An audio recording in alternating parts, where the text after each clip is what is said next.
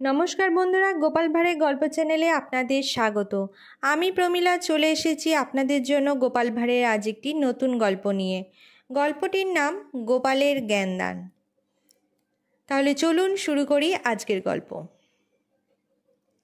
পাশের গ্রামের কিছু যুবক গোপালের বাড়িতে এসে এক আবদার জানালো। তারা বলল, আমরা গ্রামে একটা আসর বসাচ্ছি, তাতে গ্রামবাসীরা উপস্থিত থাকবে। আপনি জ্ঞানী মানুষ, অনেক কিছু জানেন। আপনার অমূল্য জ্ঞান ভাণ্ডার থেকে আমাদের শিক্ষার জন্যে আসরে যদি কিছু বলেন, আমরা ধন্য হব। গোপাল ছেলে ছোকরাদের ভাবভঙ্গি দেখে বুঝে গেছেন এরা গোপালকে নিয়ে একটু রঙ্গতামাশা করতে চায়।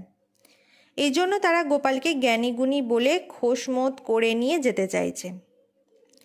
গোপাল বললেন, বেশ, আমি গেলে যদি তোমরা খুশি হও তাহলে আমি যাব।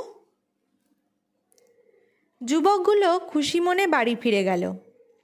গোপাল নির্দিষ্ট দিনে তাদের আসরে উপস্থিত হয়ে শুভেচ্ছা জানিয়ে বললেন, আমি তোমাদের কাছে কি বলতে এসেছি জানো? উপস্থিত সকলে বলল, জানি না। গোপাল বললেন, তোমরা যদি বিষয় সম্বন্ধেই না জানো তাহলে তোমাদের কাছে কি বলবো? নিতান্তই মূর্খদের কাছে জ্ঞানের কথা বলে কোনো লাভ নেই। এই বলে গোপাল কৃত্রিম রাগ প্রকাশ করে বাড়ির পথে হাঁটা ধরল। গ্রামের যুবকরা অত সহজে ছাড়ার পাত্র নয়। তারা আবার গোপালকে অন্য একটা দিন নির্দিষ্ট করে আমন্ত্রণ জানালো। সেদিন গোপাল উপস্থিত হয়ে বললেন, আমি তোমাদের কাছে কি বলতে এসেছি জানো কি? এদিন লোকগুলো সেদিনের মতো না বললেন না। তারা বলল, আগে হ্যাঁ জানি। গোপাল একথা শুনে কৃত্রিম রাগ প্রকাশ করে বললেন, তোমরা নিজেরাই জানো যখন, তখন বলার জন্য আমাকে ডেকে আনলে কেন? এই বলে গোপাল সভা ছেড়ে বেরিয়ে গেলেন। যুবকরা ভাবলো, এ তো মহাবিপদ। না বললে চলে যায়, আবার হ্যাঁ বললেও চলে যায়।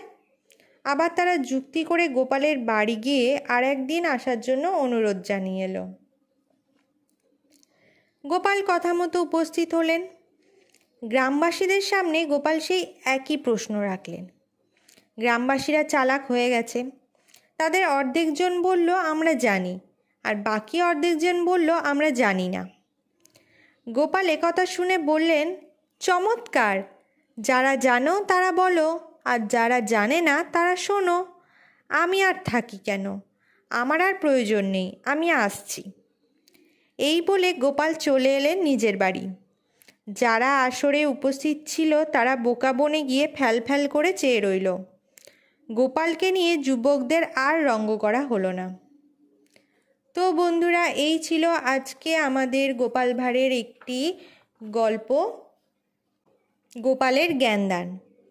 গল্পটি যদি আপনাদের ভালো লেগে থাকে অবশ্যই লাইক, শেয়ার, কমেন্ট করবেন এবং চ্যানেলে যদি নতুন হয়ে থাকেন চ্যানেলটিকে সাবস্ক্রাইব করে আমার পাশে থাকবেন। ফিরে আসবো খুব তাড়াতাড়ি নতুন একটি গল্পের সাথে। ধন্যবাদ।